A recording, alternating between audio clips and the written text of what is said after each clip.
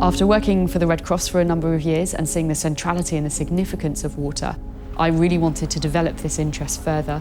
I then returned to study my Masters in Water Security and Agricultural Land Management, which brought me perfectly onto Welsh Water's graduate scheme. Outside of work, I'm a beekeeper. They take up a lot of my time. I'm also a really keen cyclist.